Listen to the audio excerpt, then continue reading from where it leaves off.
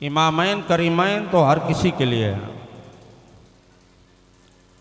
नवासे रसूल हज़रत इमाम हुसैन रज़ियल्लाहु ताला अन्हु की वो ज़ात मुक़द्दसा है कि जिससे दुनिया की हर कौम मोहब्बत कर रही है। जब मुहर्रम शरीफ का चांद निकलता है तो मुस्लिम हैं, हमारे जो बिरादरे वतन हैं, हमारे जो हिंदू भाई हैं, उनकी ज़बान पर भी इमाम हुसैन का नाम आ जाता है कि मुहर्रम का चांद निकल आया, इमाम हुसैन का दिन आ गया, उनकी यादगार का दिन आ गया। इसीलिए किसी कहने वालों ने क्या खूब कहा है कि इंसान को बेदार तो हो लेने दो। इंसान को बेदार तो हो लेने दो, हर कौम पुकारेगी हमारे हैं हुसैन। हर कौम पुकारेगी हमारे हैं हुसैन।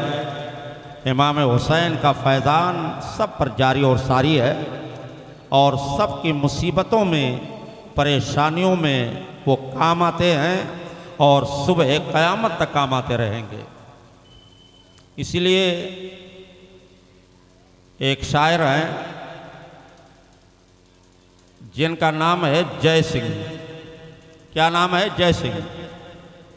ठाकुर बिरादरी से ताल्लुक़ रखने वाले हैं, लेकिन इमाम हुसैन से बेपनाह मोहब्बत कर रहे हैं और अपने वक्त के बहुत अच्छे शायर हैं। उन्होंने इमाम हुसैन रज़ियल्लाहु ताला अन्हु की बारगाह में यूँ खिराज अक़ीदत पेश किया है, यकीनन आप अगर सुनेंगे तो आपका ईमान ताज़ा हो जाएगा। तो सुना दें, आप हजरात सुनने के लिए तैयार हैं, क्योंकि गर्मी की शिद्दत है और शदीद गर्मी में आप हजरात बैठे हुए हैं। मेरी दुआ है कि अल्लाह ताला आप सभी हजरात के बैठने को कबूल फरमाए। तो जय सिंह क्या आप कहते हैं, समाअत फरमाए इमाम हुसैन की बारगाह में।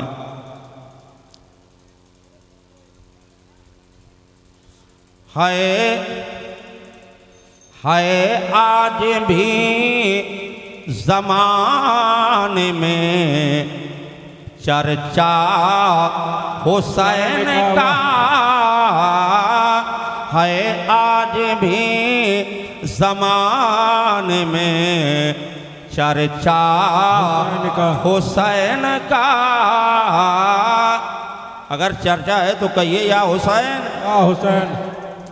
है आज भी ज़माने में अरे चर्चा हुसैन का, है आज भी ज़माने में चर्चा हुसैन का।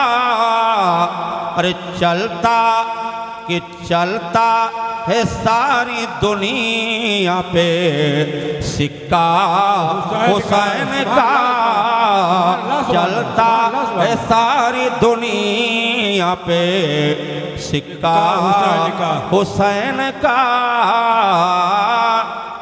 और अपनी अकीदत और मोहब्बत का इजहार करते हुए करम फरमा जय सिंह क्या फरमाते हैं, समाअत फरमाएं कि मज़हब के कैद कैसी है ज़िक्रे हुसैन में। मज़हब के कैद कैसी है ज़िक्रे हुसैन में। मज़हब की कैद कैसी है अरे ज़िक्रे हुसैन में कि हर हक परस्त हो गया शैदा हुसैन का। नारे तकबीर, नारे तकबीर, नारे रिसालत, नारे रिसालत, या रसूल अल्लाह। जश्न शहीद आजम कॉन्फ्रेंस जिंदाबाद। नारे तकबीर, अल्लाहू अकबर। नारे रिसालत। रिसालत। या रसूल अल्लाह। देखिए, हम इंसान ही तो हैं। हम लोग क्या हैं? इंसान। किसी भी मकतबे फ़िक्र का हो वो इंसान है, किसी भी धर्म का हो, किसी भी मज़हब का हो, वो इंसान ही है। कभी आपने इंसान का माना समझने की कोशिश की कि इंसान का मतलब क्या हुआ? इंसान उन्स से मुस्तक है और उन्स मोहब्बत से है। उन्स किससे है? मोहब्बत से है। इंसान का माना होता है मोहब्बत। यही वजह है कि एक इंसान के दिल के अंदर दूसरे इंसान के लिए हमदर्दी होती है, खा वो किसी भी मज़हब का हो, किसी भी मकतबे फ़िक्र का हो, किसी भी सोच का हो, लेकिन अगर वो इंसान है तो यकीनन उसके दिल के अंदर एक दूसरे की मोहब्बत होती है और मोहब्बत होनी भी चाहिए। तो आप के शेष समात फरमाएं, आखिरी शेर आप क्या फरमाते हैं कि अहले वाला तो पढ़ते हैं कलमा रसूल का। यानी जो मोमिन हैं वो रसूल का कलमा पढ़ते हैं, लेकिन हम आशिकाने हुसैन हैं, हम क्या पढ़ते हैं? ये जनाब जय सिंह फरमाते हैं कि अहले वाला तो पढ़ते हैं कलमा रसूल का। अहले वाला तो पढ़ते हैं अरे कलमा रसूल का। हम आशिकों ने पढ़ लिया कलमा हुसैन का। हम आशिकों ने पढ़ लिया कलमा हुसैन का।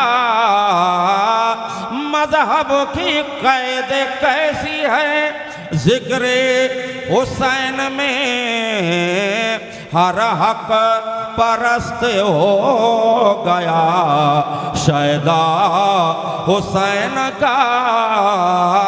हर हक परस्त हो गया शैदा हुसैन का। दुरूद पाक पढ़ ले।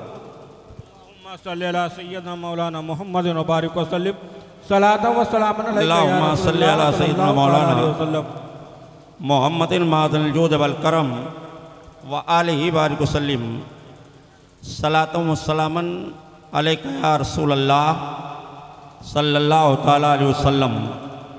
हज़रात, कल मेरा बयान दुनिया के तमाम इंसानों के बाप और दुनिया के तमाम इंसानों की माँ हज़रत आदम अलैहिस्सलाम और हज़रत हव्वा रज़ियल्लाहु ताला अन्हा की तख्लीक, उनकी पैदाइश पर हुआ था। और थोड़ा सा बयान अज़मत अहले बैत पर, पंजतन पाक पर आपने समात फरमाया था।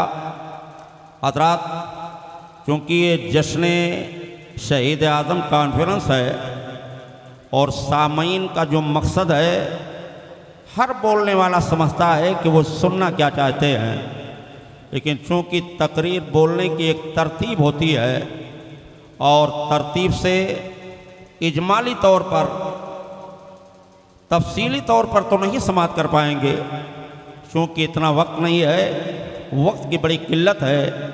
इजमाली तौर पर नबी कौनैन सल्लल्लाहु ताला अलैहि वसल्लम की पाकीज़ा ज़िंदगी से लेकर के और खुलफ़ाए राशिदीन की पाकीज़ा ज़िंदगी को इजमाली तौर पर आप हज़रात समात करेंगे। हज़रात, ये ज़िक्र हुसैन की महफ़िल है। आप यहाँ बैठे हो, करबलाए मोहल्ला से मेरे आका हुसैन देख रहे हैं कि हमारे ज़िक्र की महफ़िल में कौन कौन बैठे हुए हैं। हमारे जिक्र की महफिल में बैठ कर के मेरे जिक्र को कौन कौन लोग सुन रहे हैं? यकीनन वो नवासे रसूल हैं और जन्नती जवानों के सरदार हैं। उनका फैज़ान हो गया, उनका फैज़ान अगर जारी हो गया तो आप दुनिया में भी कामयाब रहोगे और आखिरत में भी कामयाब रहोगे। आइए देखिए, अल्लाह ताला ने हज़रत आदम अलैहिस्सलाम को पैदा फरमाया, हज़रत हव्वा को पैदा फरमाया। हज़रत आदम और हज़रत हव्वा को जब दुनिया की तरफ मुंतकिल फरमाया जन्नत से, हज़रत आदम अलैहिस्सलाम 300 साल तक रोते रहे। जब पंजतने पाक को वसीला बना करके दुआ मांगी तो उनकी दुआ रब की बारगाह में कबूल हुई। फिर हज़रत आदम अलैहिस्सलाम और हज़रत हव्वा की मुलाकात मैदान अरफात में हुई कि जहाँ पर हुज्जाजे किराम वकूफ़ करते हैं, ठहरते हैं। चुनांचे जब वहाँ पर मुलाकात हुई तो अब तवालुद और तनासुल का सिलसिला शुरू हुआ, यानी पैदाइश का सिलसिला शुरू हुआ। पैदाइश का सिलसिला चलता रहा यहाँ तक कि पूरी दुनिया आदमियों से भर जाती है, पूरी दुनिया इंसानों से भर जाती है। फिर अल्लाह ताला ने एक के बाद दीगरे अपने बंदों की हिदायत के लिए नबियों और रसूलों को भेजता रहा। अल्लाह ताला ने अपने बंदों पर करम फरमाया, अपने बंदों की हिदायत के लिए तमाम अंबियाए किराम रसूलाने इज़ाम को मबऊस फरमाया और हर नबी अपनी कौम में तशरीफ़ लाता रहा। अल्लाह अकबर, अल्लाह ने बहुत बड़ा करम फरमाया। हर नबी अपनी कौम को हिदायत देता रहा, अपनी कौम को हिदायत का रास्ता दिखाता रहा। अगर वो रास्ते से भटके हुए थे तो उनको सीधे रास्ता पर ला करके करता रहा। चुनांचे इस तरह से ये सिलसिला चलता रहा। हज़रत नूह पैगंबर ने जब हिदायत देना शुरू किया तो हज़रत नूह पैगंबर ने 950 बरस तबलीग फरमाई। कितने दिनों तक? 950 बरस। 950 बरस की मुद्दत में सिर्फ 40 लोग या 80 लोग ईमान लाए। दो रिवायतें हैं। एक रिवायत में है कि 950 बरस की मुद्दत में 80 लोग ईमान लाए थे और दूसरी रिवायत ये है कि 40 लोग ईमान लाए थे। आप 40 मान लीजिए या 80 हुक्म मान लीजिए तो कोई ज़्यादा तादाद नहीं है। चुनांचे हज़रत नूह पैगंबर ने जब 950 बरस तबलीग फरमाई तो सिर्फ 40 लोग ईमान लाए या 80 लोग ईमान लाए। 950 बरस की तबलीग एक तरफ रखिए और 23 बरस की तबलीग एक तरफ रखिए। 23 बरस की तबलीग मेरे सरकार ने फरमाई है। 23 बरस आप तबलीग करते रहे, 23 बरस की तबलीग हो रही है तो अरब का खित्ता इस्लाम कबूल कर रहा है। 23 बरस की तबलीग हो रही है तो मदीना तैयबा के लोग इस्लाम कबूल कर रहे हैं। 23 बरस की तबलीग हो रही है तो मक्का के लोग इस्लाम कबूल कर रहे हैं। 23 बरस की तबलीग हो रही है तो अतराफो जवानिब के लोग इस्लाम कबूल कर रहे हैं।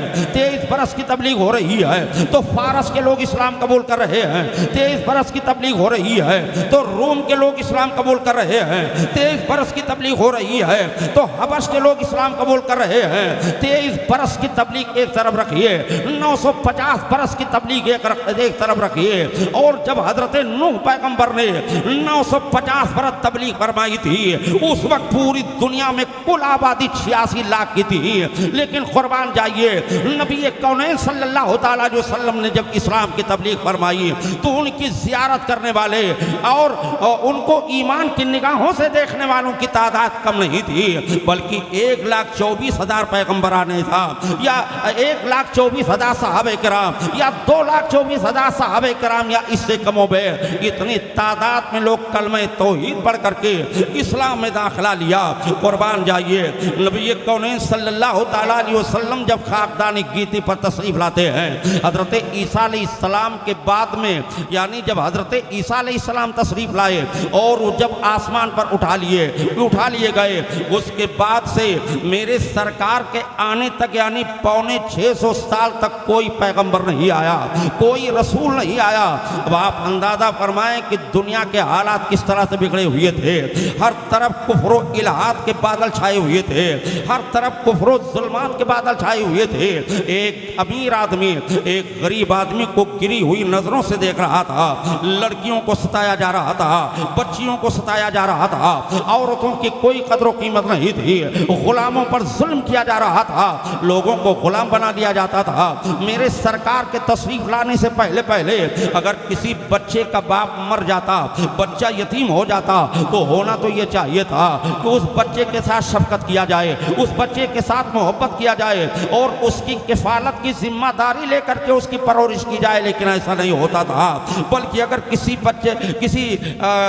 बच्चे का बाप मर जाया करता था तो वो यतीम हो जाया करता था, उसकी जायदाद को हड़प करके उसे अपना गुलाम बना लिया जाता था।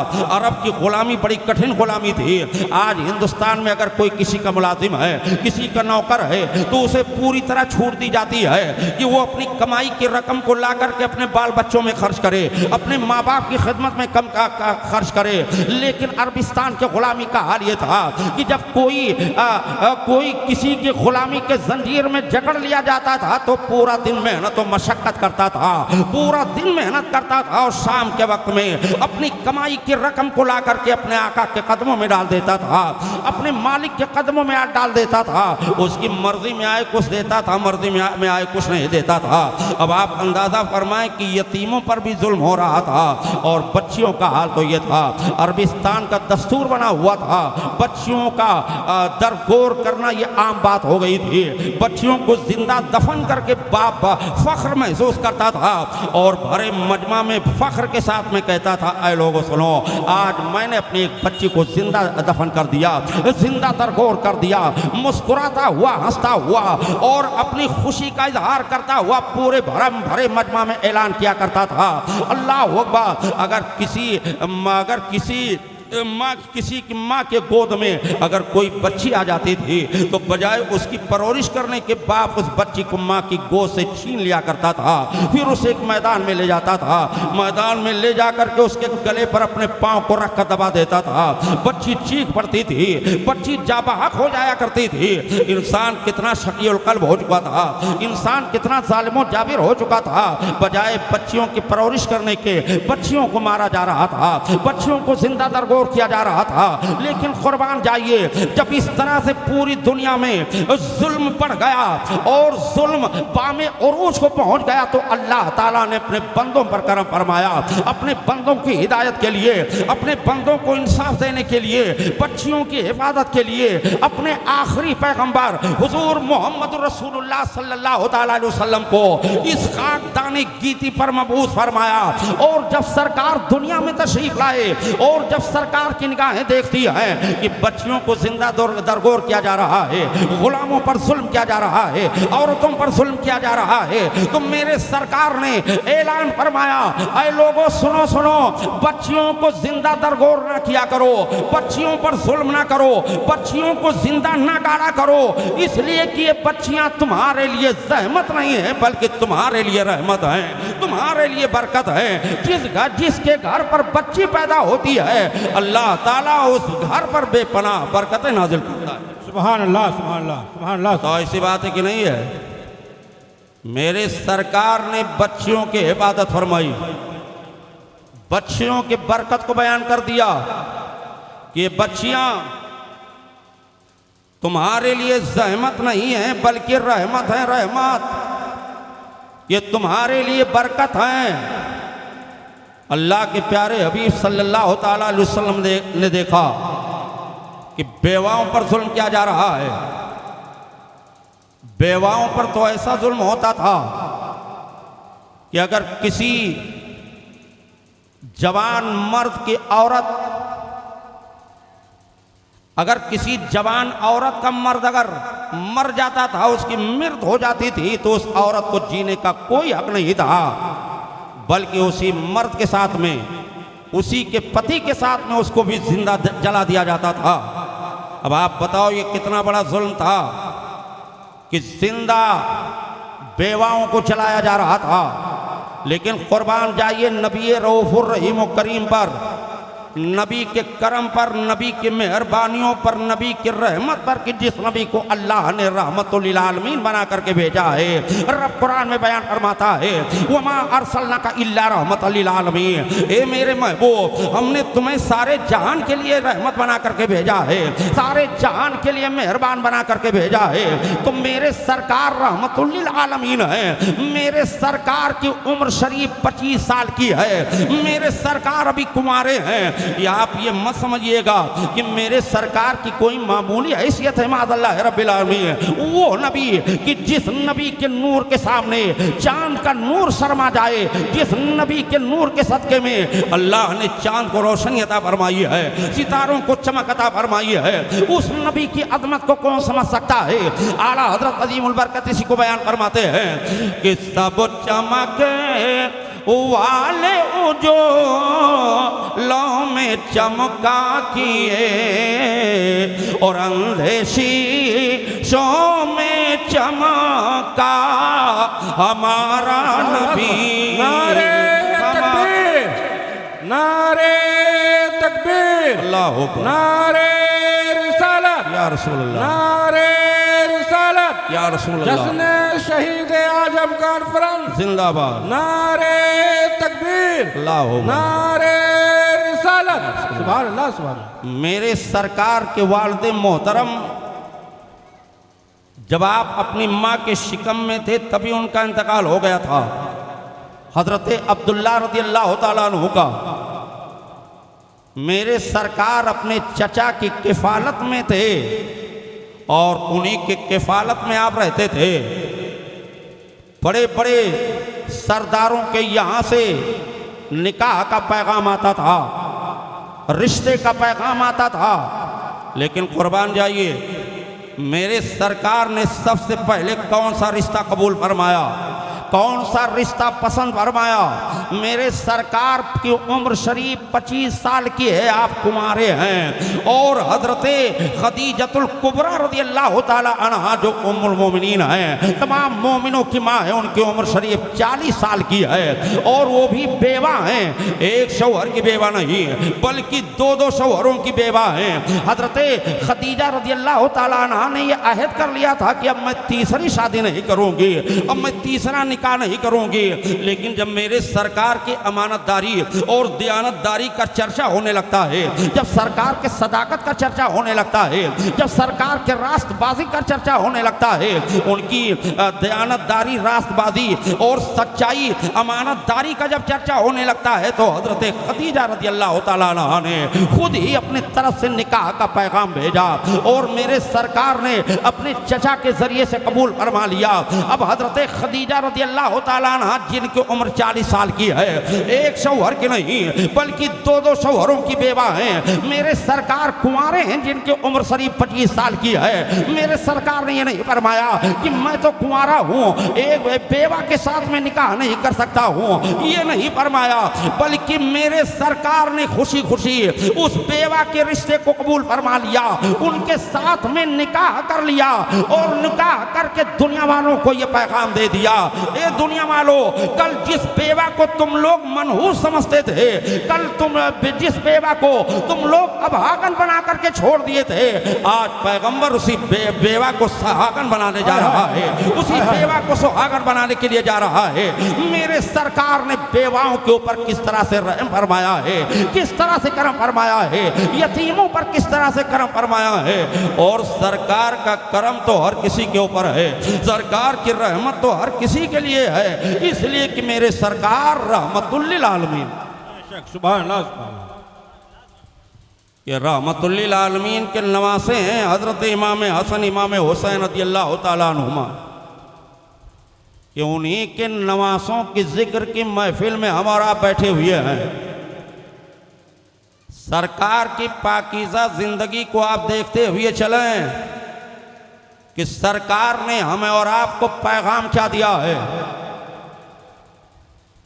जलसा करवाना कमाल की बात नहीं है, बल्कि जलसे से जो पैगाम दिया जाता है उस पर अमल कर लिया जाए, ये कमाल की बात है। और हम पूरी रात सुनते रहे, एक कान से सुने दूसरे कान से निकाल दें। मेरे सरकार ने अपने कौम को यह पैगाम दिया, ऐ लोगों, अगर तुम पेट भर करके सोते हो, बहुत गौर से सुनिएगा, मेरे सरकार हर किसी के लिए है, हर किसी के लिए आपकी रहमत है। आपकी रहमत आम्मा का साया छत्र छाया में पूरी दुनिया के लोग, पूरी दुनिया की सारी मखलूकात अपनी जिंदगी को बसर कर रहे हैं। मेरे सरकार ने फरमाया, ऐ लोगों सुनो, अगर तुम पेट भर करके सोते हो, तुम्हारे पड़ोस में अगर कोई भूखा सो रहा है, तुम्हारे बगल में अगर कोई भूखा सो रहा है, तो रात भर अल्लाह और उसके फरिश्ते उसके ऊपर लानत भेजते। सरकार ने पड़ोसियों के हुकूक को बयान फरमा दिया। लेकिन अजीब मामला है, आज जितना झगड़ा होता है सब पड़ोसियों ही से होता है। कहीं नाले का झगड़ा, कहीं एक बित्ता ज़मीन का झगड़ा, कहीं इस तरह से झगड़ा, उस तरह से झगड़ा। सरकार ने फरमाया, अगर तुम सालन बनाओ तो उसमें शोरबा ज़्यादा कर दो, ताकि कुछ सालन अपने पड़ोसी के यहाँ भेज दो। ये नबी का फरमान है, नबी का हुक्म है। नबी ने फरमाया कि अगर तुम्हारे पड़ोस में कोई भूखा सो रहा है, तो अल्लाह और उसके फरिश्ते रात भर तुम्हारे ऊपर लानत भेजते हैं। सरकार ने ये नहीं फरमाया कि पड़ोस में रहने वाला मुसलमान ही हो। सरकार ने कैद नहीं लगाई, मुतलक फरमाया था कि अगर तुम्हारे पड़ोस में कोई भूखा सो रहा है, अब पड़ोस से मुराद ये है कि चाहे यहूदी हो, चाहे ईसाई हो, चाहे हिंदू भाई हो, अगर तुम्हारे पड़ोस में है, अगर वो गुर्बत की जिंदगी बसर कर रहा है, तो मेरे सरकार फरमा रहे हैं उसके खाने का भी इंतजाम करो। जहां अपने खाने के इंतजाम कर रहे हो, वहीं उसके खाने का भी इंतजाम करो। हम ऐसे नबी का कलमा पढ़ते हैं कि जिस नबी ने मुसावात का पैगाम दिया है, जिस नबी ने भाईचारगी का पैगाम दिया है, जिस नबी ने बड़ी बड़ी खताओं को माफ कर देने का पैगाम दिया है, बड़े बड़े जुल्मों को और बड़ी बड़ी खताओं को मेरे सरकार ने माफ कर दिया है। आला हजरत अज़ीमुल बरकत इसी को बयान फरमाते हैं, ये वो ही हैं जो बख्श देते हैं, सुभान अल्लाह। ये वो ही हैं जो बख्श देते हैं। अरे कौनो ओनो जुर्मों पर सजा ना करे, कौनो ओनो जुर्मों पर सजा ना करे। सरकार के माफ़ी की बात आई है तो सुनिए, आपका ईमान ताज़ा हो जाएगा। इब्तिदाई इस्लाम का दौर है, मक्का शरीफ की सरजमीन है, और अभी गिनती के लोग मेरे सरकार के सहाबा हैं, और सहाबा पर जुल्म किया जा रहा है, सरकार के ऊपर भी जुल्म किया जा रहा है। एक वक्त ऐसा भी आया कि मेरे सरकार मक्का से मदीना की तरफ हिजरत फरमाई, मदीना तैयबा में रहने लगे, और जब मदीना तैयबा में रहने लगे तो वहाँ के रहने वालों ने आपके साथ बड़ी मोहब्बत की, बड़ी मोहब्बत से पेश आए, आप पर ईमान भी लाए और आपकी खिदमत भी करते रहे।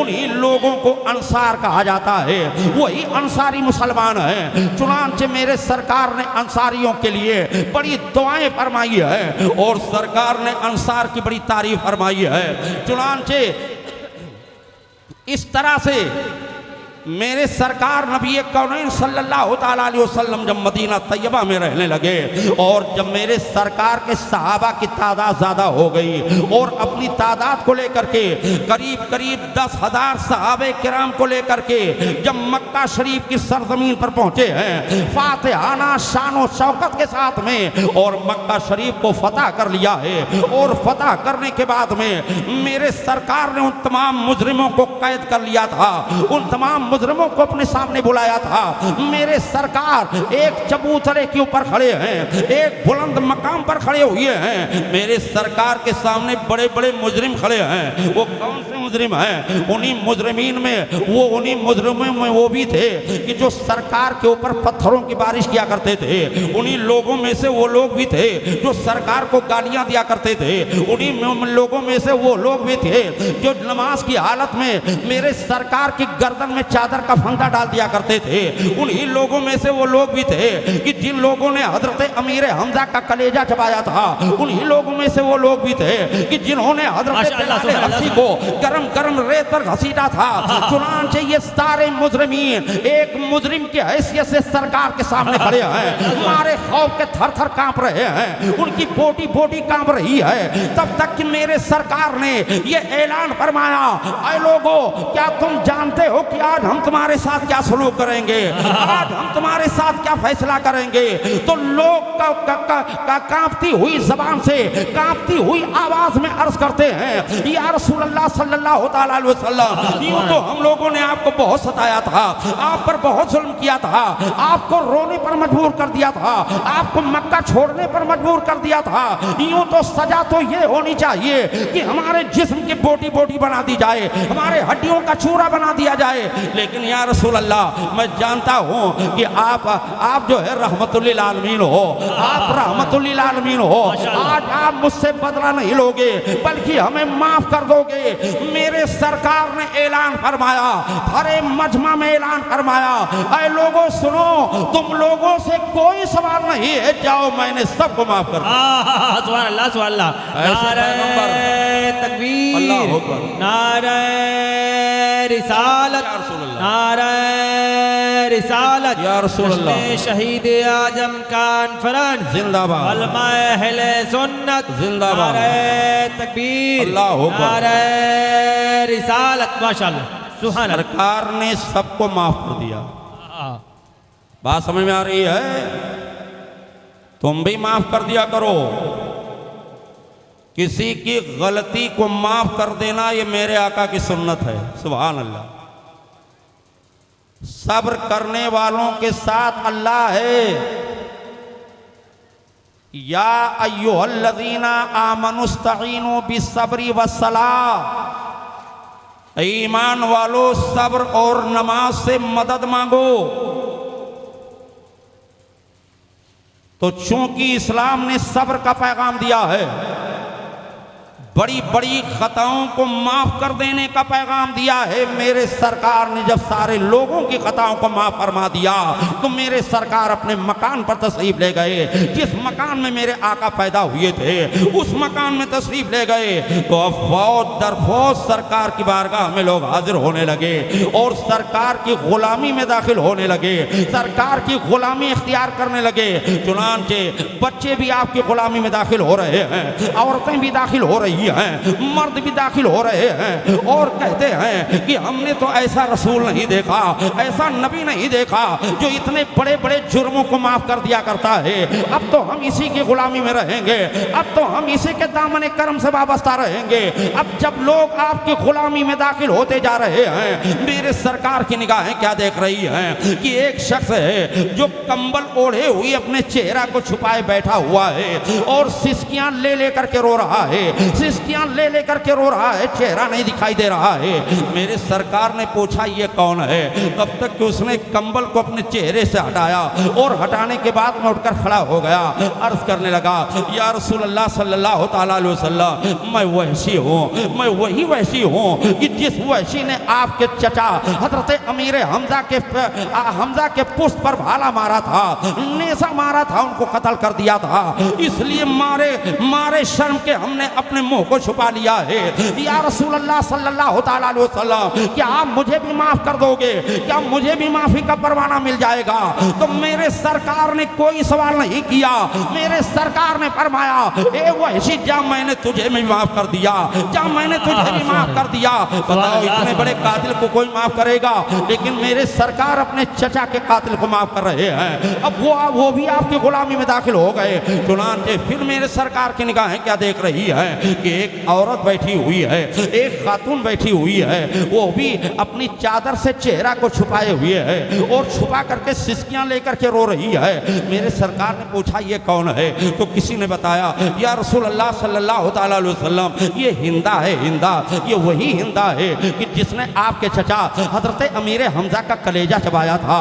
उनके कलेजे को काट करके, उनके ओज़ू को काट कर, आज़ा को काट करके और अपने गले का हार बनाया था। तब तक कि अपने चेहरे से पर्दे को हटा लेती है और रोने लगती है, अर्ज करती है या रसूल अल्लाह सल्लल्लाहु ताला वसल्लम, मैं वही बदनसीब औरत हूँ कि जिसने आपके सगे चचा हजरत अमीर हमजा का कलेजा चीड़ करके निकाला था, उनके सीने को चीड़ करके कलेजे को निकाल लिया था। मैंने अपने मुंह में डाल करके चबाना चाहा था लेकिन चबा नहीं पाई थी। या रसूल अल्लाह, मैं बहुत बड़ी मुजरिमा हूँ, मुझे तो माफी, मेरे लिए तो माफी की कोई गुंजाइश नहीं होगी। मेरे सरकार ने फरमाया अरे हिंदा, जब मैंने तुझे भी माफ कर दिया, लेकिन सुन, जब मैं रहूंगा तो मेरे सामने मत आया करना, इसलिए कि जब मैं तेरी सूरत को देखता हूँ तो मेरे चचा हजरत अमीर हमजा की शहादत याद आ जाती है। वैसी को भी आपने ये पैगाम दिया था, ए वैसी, मैंने तुझे माफ तो कर दिया है लेकिन मेरे सामने ना आना करना, इसलिए जब मैं तुम्हारा चेहरा देखता हूँ तो मेरे सामने आते हो तो मुझे चचा की शहादत याद आ जाती है, मेरी आंखें पूर्णम हो जाती हैं। ये मेरे पैगंबर हैं, ये रसूल हैं कि जिस रसूल के हम और आप उम्मती हैं, जिस रसूल का हम और आप कलमा पढ़ते हैं और हर मुमकिन यही कोशिश करते हैं कि मेरे सरकार का जो तरीका है उसी पर हम अपनी जिंदगी को बसर करते रहे। कितनी अच्छी बात है। सरकार को अल्लाह ने इमामुल अंबिया बना करके भेजा है। आप इमामुल अंबिया हैं, तमाम नबियों के इमाम, और सरकार को अल्लाह ताला ने मालिके कुल बना दिया। खालिके कुल ने अपने महबूब को मालिके कुल बना दिया, कायनात का मालिक बना दिया। अब जो कायनात का मालिक हो, कायनात की मिल्कियत जिसको मिल गई हो, बताओ मोहताज हो सकता है? क्या वो कभी कंगाल हो सकता है? जिसके सदक़े में पूरी कायनात खा रही है, पूरी कायनात जी रही है। लेकिन उसी नबी के घर पर बाज मौका ऐसा भी आता था जो कई कई रोज तक चूल्हे में आग नहीं जलती थी, फाके पर गुजारा कर लिया करते थे। अब अगर कोई ये समझे माज़अल्लाह कि नबी गरीब रहे होंगे, खाने पीने का इंतज़ाम नहीं हो पाता रहा होगा, इसलिए वो फाका कर लेते रहे होंगे, अब तो हम अमीर आदमी हैं, कमा रहे हैं अच्छा खासा, हम थोड़ी मोहताज हैं, ऐसी बात नहीं है। मेरे सरकार के पास में सुबह से लेकर शाम तक जितनी रकम आती, जितना पैसा आता, सब गरीबों में खर्च कर दिया करते थे, मिस्कीनों में खर्च कर दिया करते थे,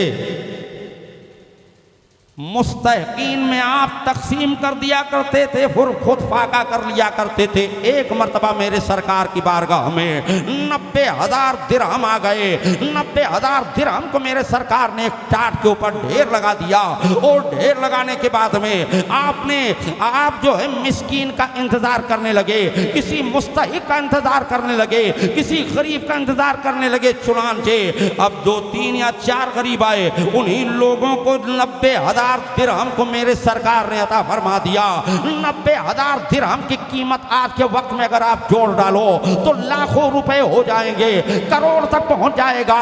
मेरे सरकार ने इतना दान अता फरमा दिया, अब मेरे सरकार ने इतना सब कुछ सखावत कर दिया, और उसी रोज मेरे सरकार के चूल्हे में आग नहीं गई, चूल्हे में आग नहीं गई। मेरे सरकार जिसको अता फरमा देते हैं, अगर वो गरीब है तो अमीर हो जाता है, अगर वो फकीर है तो गनी हो जाता है।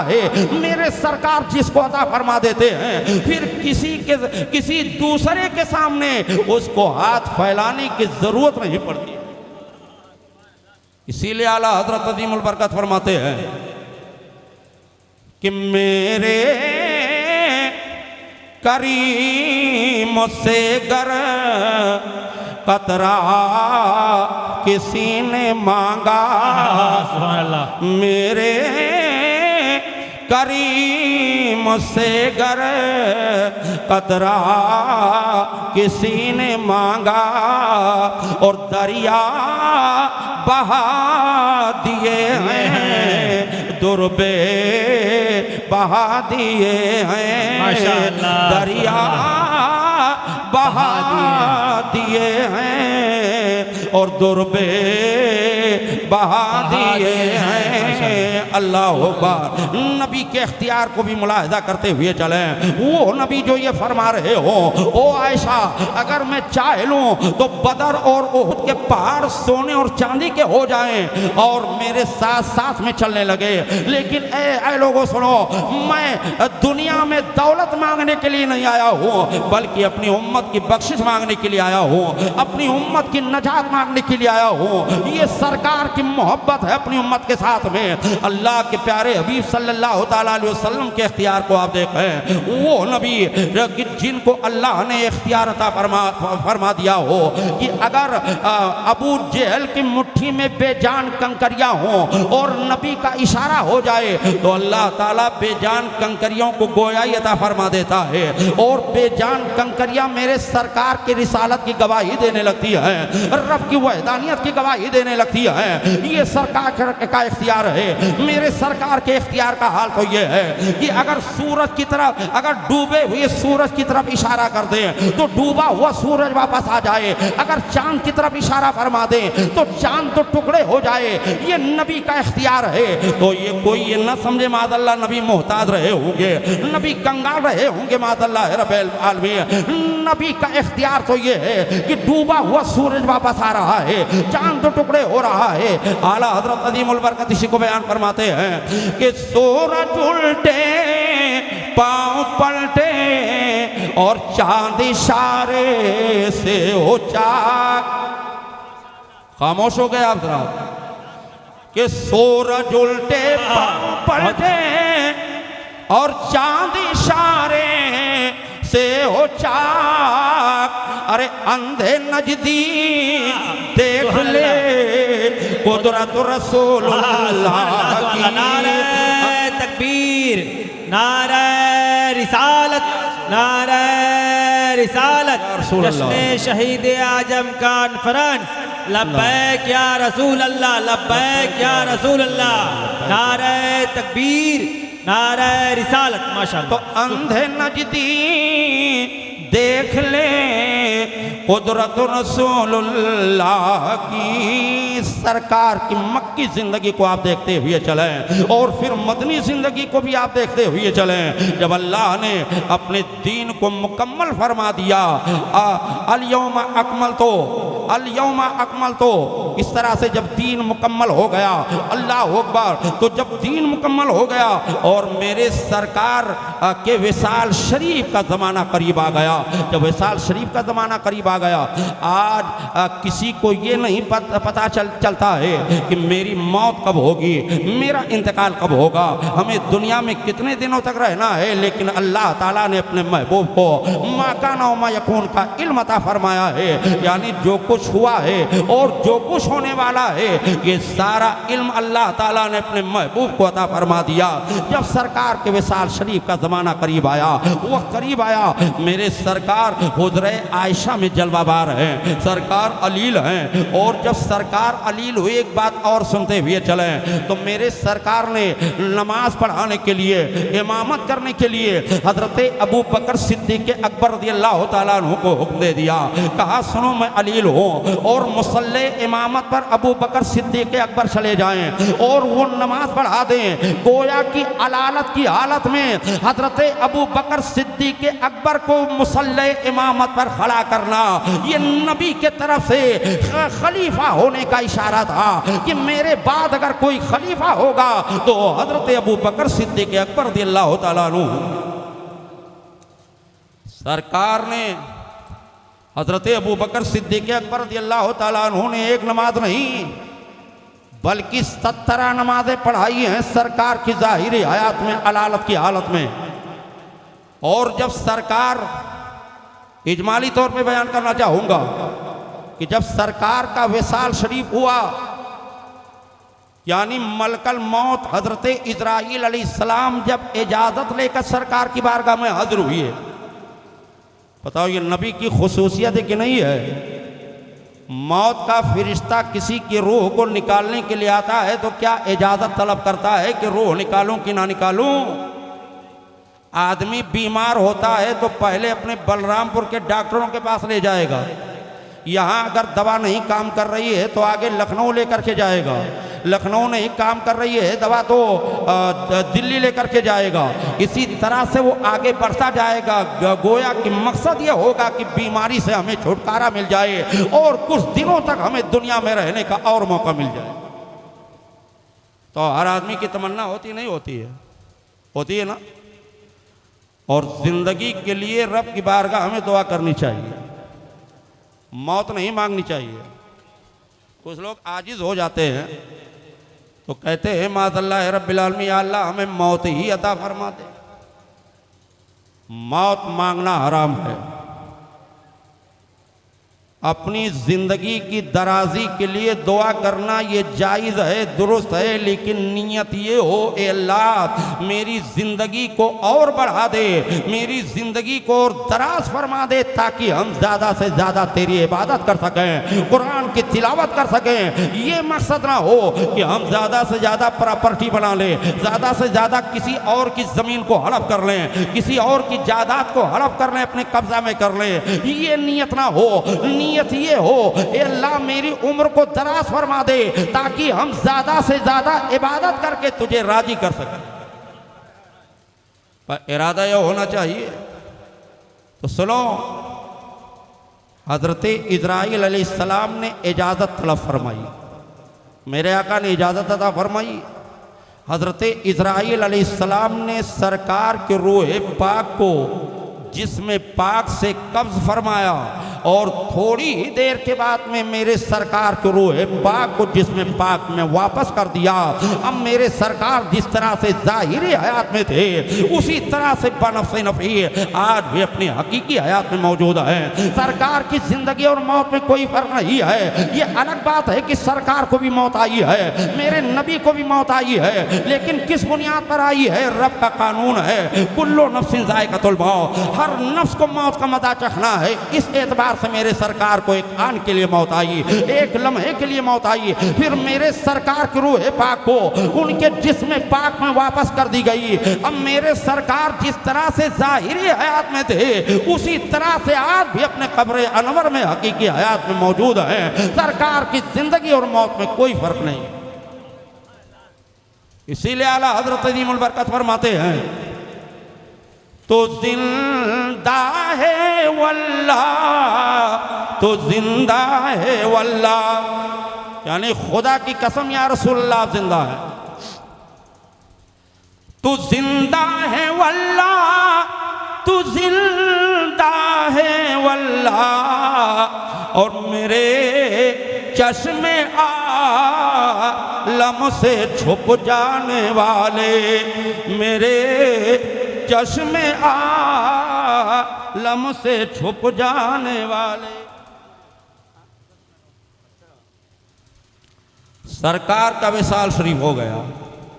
सरकार के सहाबा सरकार से कितनी मोहब्बत कर रहे थे। आज अगर कोई कहीं कोई बात हो जाए तो मशीनरी आलात हैं, साइंस के बहुत सारे आलात मौजूद हैं, मोबाइल का दौर है, इंटरनेट का दौर है, एक सेकंड के अंदर आधा मिनट के अंदर सबको खबर हो जाती है कि किसकी मौत हो गई, किसकी पैदाइश हुई, कहाँ क्या हो गया। लेकिन उस दौर में मशीनरी आलात थे नहीं। ख़त के ज़रिए से या कासिदों के ज़रिए से लोगों तक खबर पहुँचाई जाती थी कि आपके घर पर ये हो गया। मेरे सरकार का विसाल शरीफ हुआ। विसाल शरीफ हुए 3 दिन का अरसा गुजर गया था। कितने दिन का? एक सहाबी रसूल थे जो देहात के रहने वाले थे, गांव के रहने वाले थे। उनको नहीं पता था कि सरकार का विसाल हो गया है। वो देहात के रहने वाले सहाबी रसूल मदीना तैयबा में तशरीफ लाए सरकार से मुलाकात करने की गरज से। जब मदीना तैयबा में पहुंचे तो क्या देखा कि हर तरफ लोग गमगीन बैठे हुए हैं। पूरे मदीना तैयबा में मातम पसरा हुआ है, जो जहां बैठा है गमगीन बैठा हुआ है। चुनांचे वो सहाबी रसूल चलते चलते हजरत मौलाए काना शेर खुदा की बारगाह में पहुंच गए। पहले सलाम अर्ज किया, सलाम अर्ज करने के बाद में अर्ज करते हैं, या मौलाल मुस्लिमीन, मैं अपने आका की जियारत करने के लिए आया हूँ, सरकार से मुलाकात करने के लिए आया हूँ। ये तो बताओ कि मेरे सरकार कहाँ मिलेंगे, सरकार से जियारत कहाँ पर होगी। इतना कहना हुआ तब तक कि हजरत मौलाए कायनात के आंखों में आंसू आ गए। हजरत मौलाए कायनात रोने लगे, उनके आंखों से आंसू बहने लगा। जब हजरत मौलाए कायनात रोने लगे तो पूछने वाला भी रोने लगता है। कुछ देर तक पूछने वाला रोता रहा और जब उसने रो लिया तो रोने के बाद में अर्ज करता है, ए मौलाए कायनात, ये तो बताइए कि मैं तो आपसे अपने आका का पता पूछ रहा हूँ, अपने नबी का पता पूछ रहा हूँ, बजाय पता बताने के तुम रो क्यों रहे हो। मैं तो इसलिए रोने लगा कि ये इंसानी फितरत होती है कि जब कोई इंसान किसी इंसान को रोता हुआ देखता है तो वो भी रोने लगता है, इसलिए कि इंसान का दिल नरम होता है, इंसान के दिल में मोहब्बत होती है, इंसान के दिल में उखुवत होती है। एक इंसान अगर किसी इंसान को रोता हुआ देखता है तो वो भी रोने लगता है। मैं तो इस एतबार से रोने लगा। लेकिन हे मौलाए कायनात, ये बताइए आप क्यों रो रहे हो, आप क्यों आंसू बहा रहे हो। तो हजरत मौलाए कायनात ने रोते हुए जवाब दिया, ए पूछने वाले, ए साहबी रसूल, अरे जिस नबी का तुम पता पूछ रहे हो उस नबी का विशाल शरीफ हुए 3 दिन का अरसा गुजर रहा है। वो देख सामने जो कब्र अनवर झलक रही है, जो कब्र अनवर चमक रही है, उसी कब्र अनवर में हमारे और सारी कायनात के आका आराम फरमा है। इतना सुनना हुआ तब तक ये बेहोश होने लगता है, दीवाना वार दौड़ पड़ता है, नबी के कब्र शरीफ पर पहुंच जाता है, कब्र अनवर की मिट्टी उठाता है, अपने सर के ऊपर डालने लगता है, अर्ज करता है, या रसूल अल्लाह, दुआई है या रसूल अल्लाह सल्लल्लाहु तआला अलैहि वसल्लम, अब हम किसकी बारगाह में जाएंगे, अब हमारी खताओं की तलाफी कौन करवाएगा, अब हमारे गुनाहों की मग़फ़िरत कौन करवाएगा।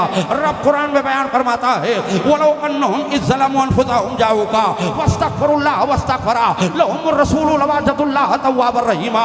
ए महबूब, लोगों से कह दो कि अगर वो अपनी जानों पर जुल्म करें, बड़े बड़े गुनाहों के मुर्तकिब हो जाए, तो ए महबूब वो आपकी बारगाह में हाजिर हो जाए और आप उनकी मग़फ़िरत के लिए दुआ करो, वो अपनी मग़फ़िरत के लिए दुआ करे, आप उनकी मग़फ़िरत के लिए दुआ करो। तो ए महबूब, तो अपने रब को बहुत बड़ा गफूरुर रहीम पाओगे, गुनाहों को बख्शने वाला पाओगे।